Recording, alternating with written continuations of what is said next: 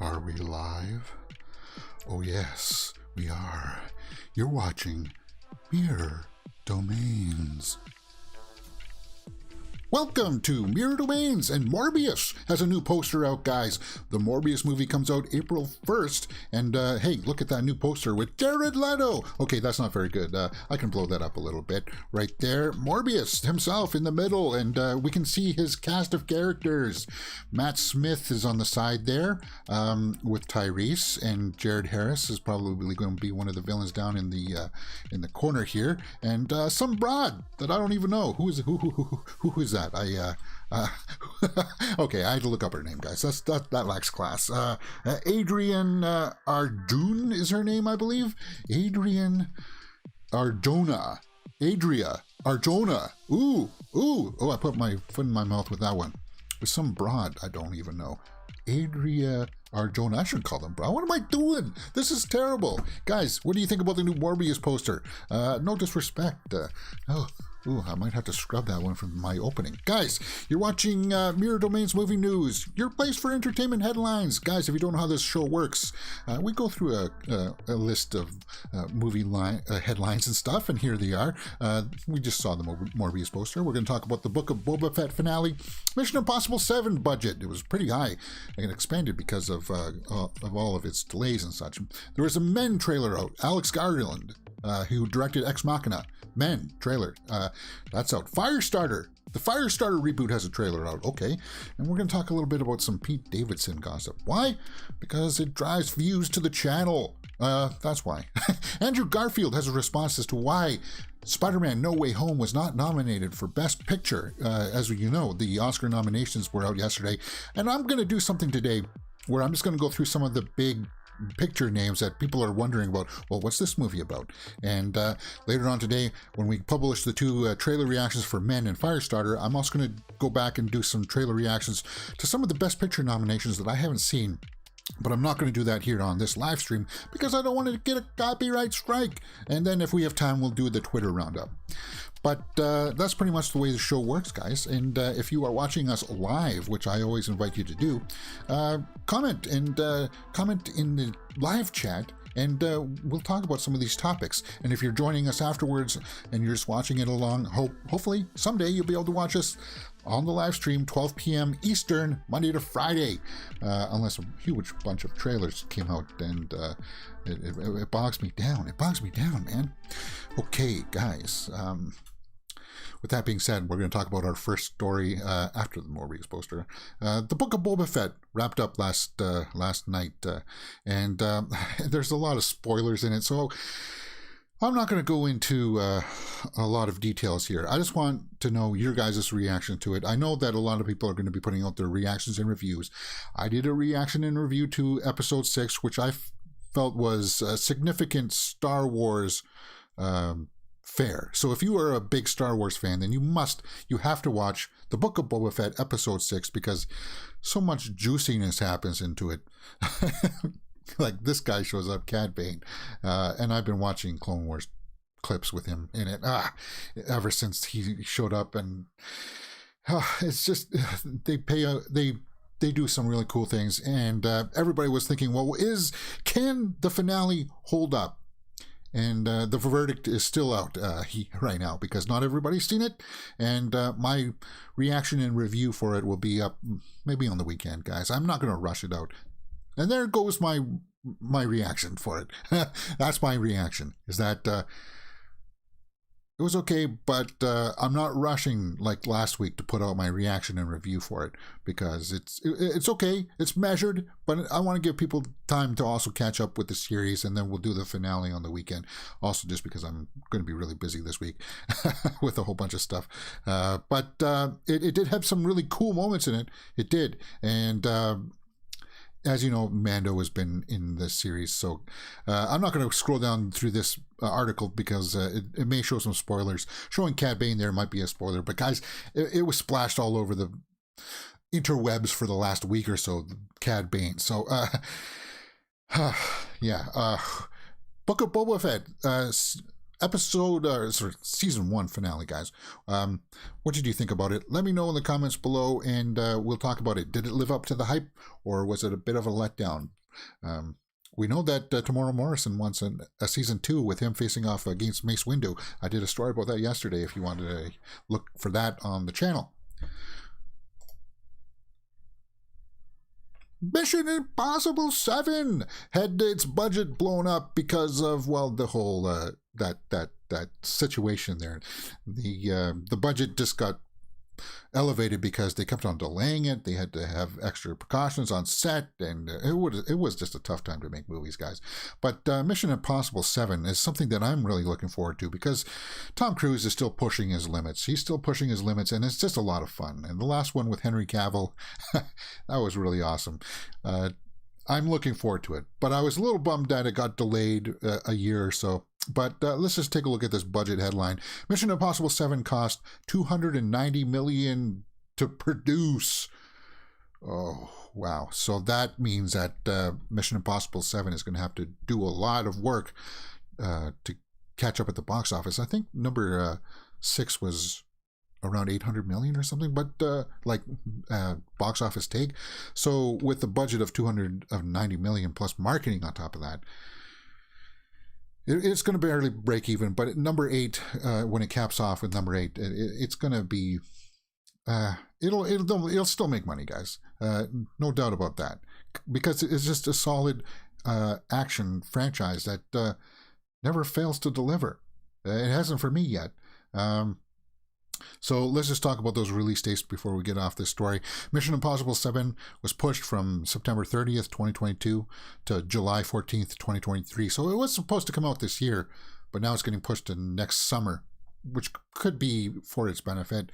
We've talked about that before. And then, of course, Mission Impossible 8 gets pushed from June 28th to 2024. It gets pushed to June 28th, 2024. So it's like a whole year. So that's what's happening with the Mission Impossible series. Mission Impossible 7 budget got pushed high, and it got delayed a year. I'm just a little bit bummed about it, but what do you guys think? Let me know in the comments below. Are you still interested to see Mission Impossible 7 with Tom Cruise? Did I put this story in the mix? I don't know if I did. She-Hulk. Guys, there was a story over on Coming Soon yesterday about She-Hulk, and when are we going to get its first teaser? And that always caught my eye. That catches my eye, because I want to see some footage from this to see how she looks. I want to see if the CG is going to measure up, and I think it will. But there was a quote out here I wanted to look at. I never chose a project based on genre, and I actually don't think very much about genre. I like to think about character, Koro said. Koro, who's directing multiple episodes, before hinting that She-Hulk will feature a mix of heart and humor. So if you go over and read this article, guys, I'm not going to read you the entire quote here, but she goes on to say that there's a lot of humor and levity in this She-Hulk show that's going to come out on Disney Plus. So expect it to be more comedic. Does that bode well for you, She-Hulk being a little bit more comedic? I can see it. I hope so. I just hope people like it. It looks awesome with Tatiana Maslany playing She-Hulk. I think that's going to be, I can't wait for it. I can't wait for it.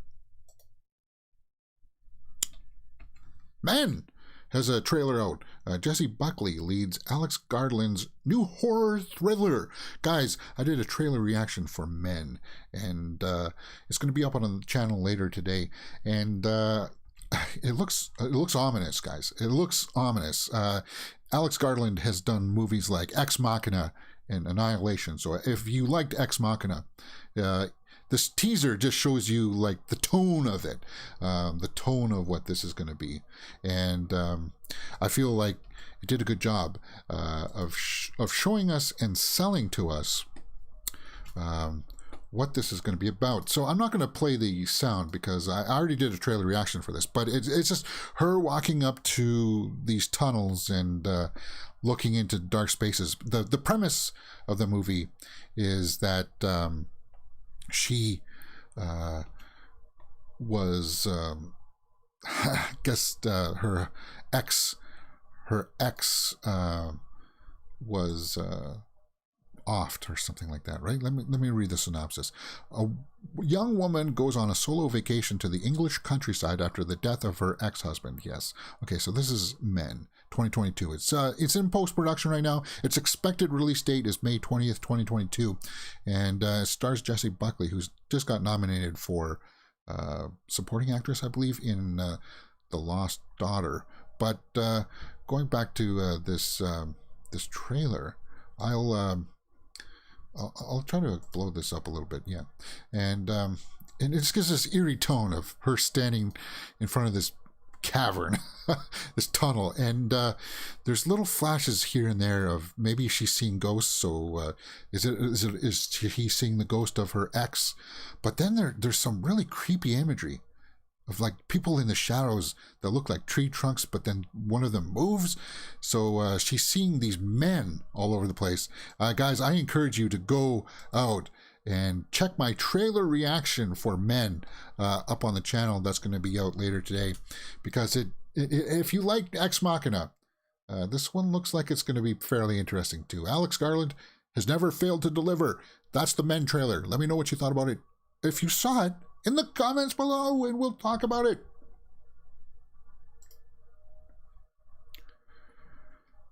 All right, guys. Firestarter has a remake coming out this year, 2022. It comes out in May, actually, May 13th, in theaters and on Peacock. And we got our first trailer today.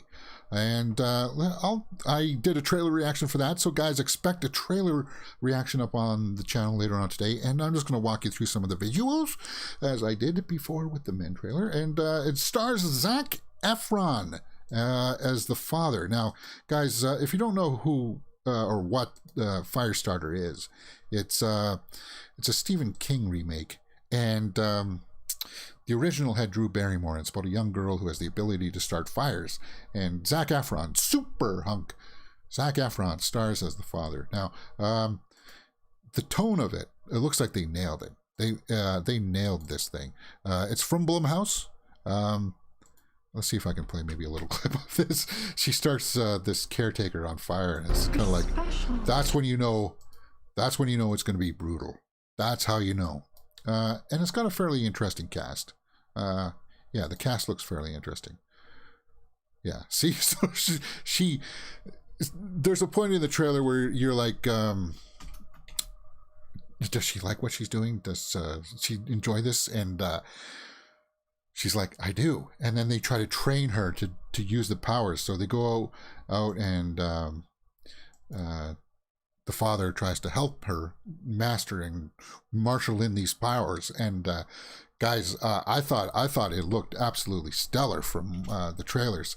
Let me pull up the IMDb here, and we'll take a look at that. Firestarter, post-production expected May 13th on Peacock and in theaters. Synopsis reads, a young girl tries to understand how she mysteriously gained the power to set things on fire with her mind. Directed by Keith Thomas. Starring Zac Efron, Gloria Rubin, and Ryan Kira Armstrong plays the girl this time around instead of Drew Barrymore. And guys, she looks fantastic, and it looks like she's giving her all in this. It looks fantastic, and it doesn't seem to be listing Kurtwood Smith here, but we definitely saw him in the trailer for this, and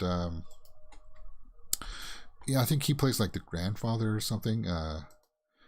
But guys, the Firestarter trailer, it definitely looks like it's something that if you are into that horror genre, you might want to go check it out, because it looks like it's going to be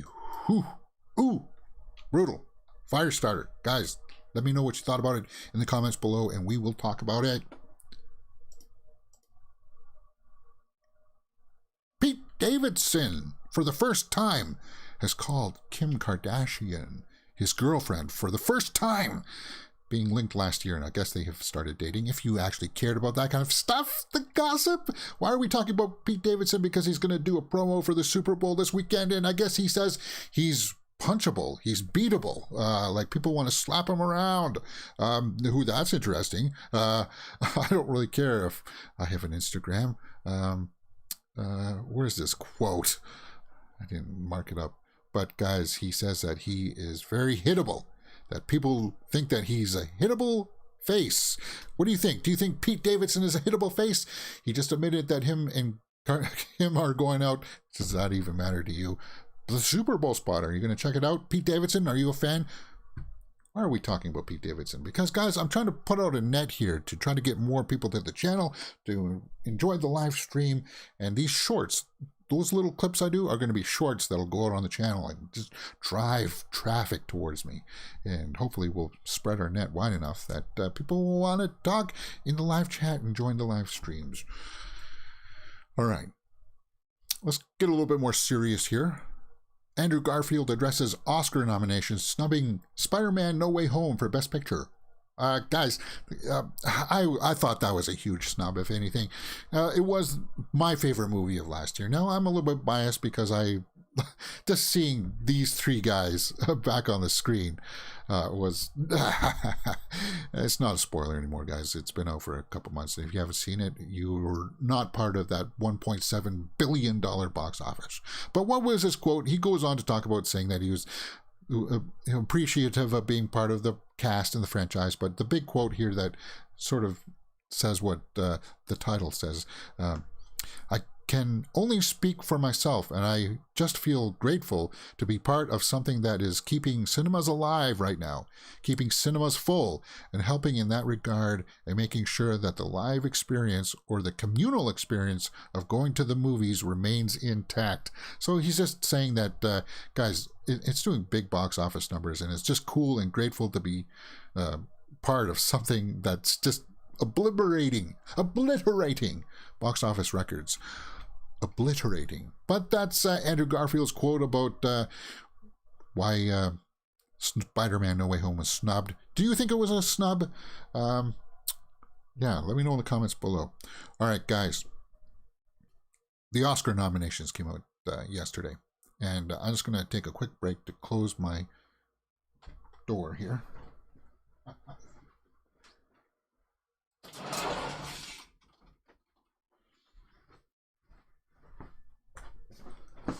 It's a live show, you know, these things happen. It's just my hot water heater was going on, and I didn't want to make sure that got into the audio feed as I go into a little bit more serious subject matter. The Oscar nominations came out yesterday, and I saw that a lot of people were asking questions. Well, what's this movie about? What's that about? Is there any way that we can get some clarity? So what I'm going to do here is burp and ruin my take.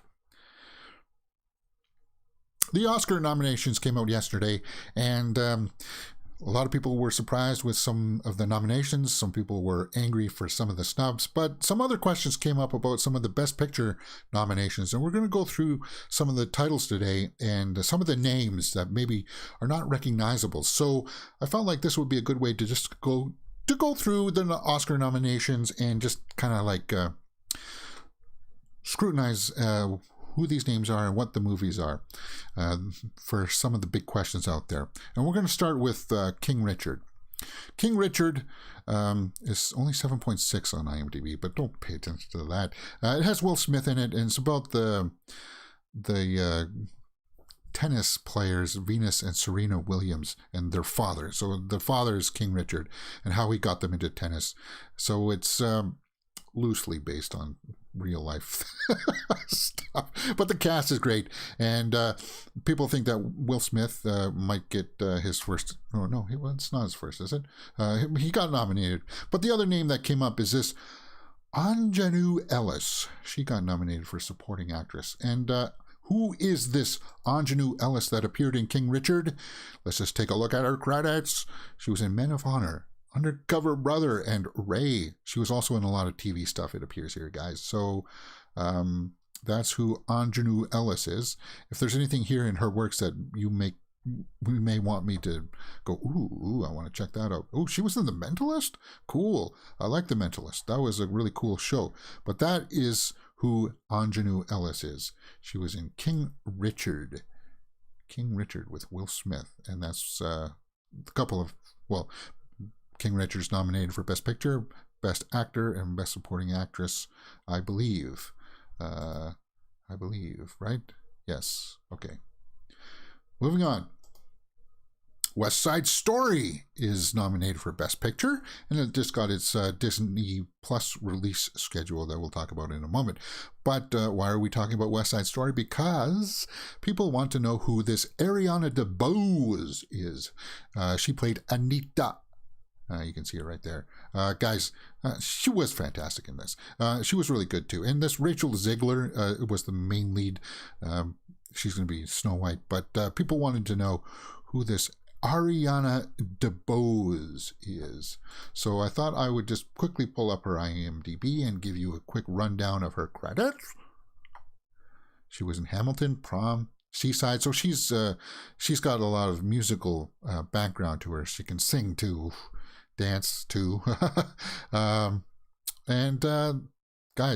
that's who she was in Hamilton, yes, and the Prom. What's this? Schmigadoon. Imitate Schmigadoon. I never even heard of that. I hope I'm pronouncing that properly. But Ariana DeBose was nominated for West Side Story. Best Supporting Actress, I believe. Best Supporting Actress for West Side Story. Guys, I need to just quickly confirm this. Actress. Best Supporting Actress. Ariana DeBose, West Side Story.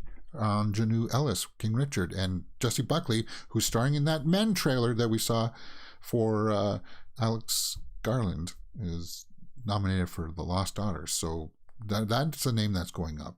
And of course, from yesterday, I told you I believe that Kirsten Dunst is going to win Best Supporting Actress. I think that's like going to be one of the few locks that appear. But West Side Story is getting its Disney Plus debut date. Let's just quickly take a look at that. March 2nd. March 2nd is when West Side Story debuts on Disney Plus. If you missed it in the theater, you'll be able to see it then. See all the dancing and costuming. It's also nominated for costuming, guys. And directing. Spielberg. Yes. West Side Story. What do you think? Let me know in the comments below.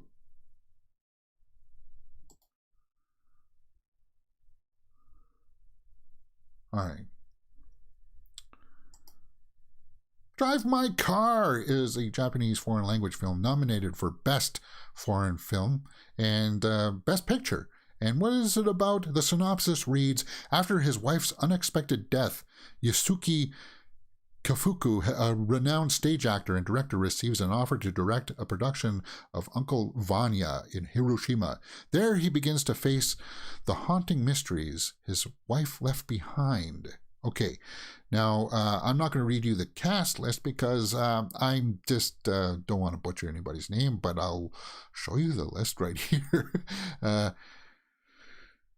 Guys, that synopsis made me go, whew, I want to check this thing out. I really do want to take a look at what Drive My Car is all about.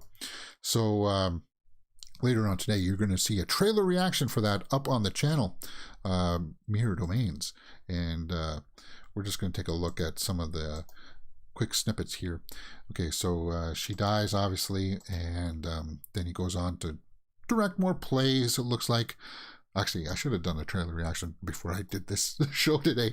But it's nominated for Best Picture, and it's nominated for Foreign Film, and I think directing as well, guys. So this thing is going to, it looks like it's going to be very well produced. This Hirosuke Yamaguchi is nominated for Best Director. And if you are curious to know what Drive My Car is about, watch for my trailer reaction. I'll leave it linked up above. The worst person in the world. The worst person in the world. Ooh, ooh, ooh, ooh, ooh, ooh. I messed that up. No, do I have a trailer up for that? No, I don't. No, I do.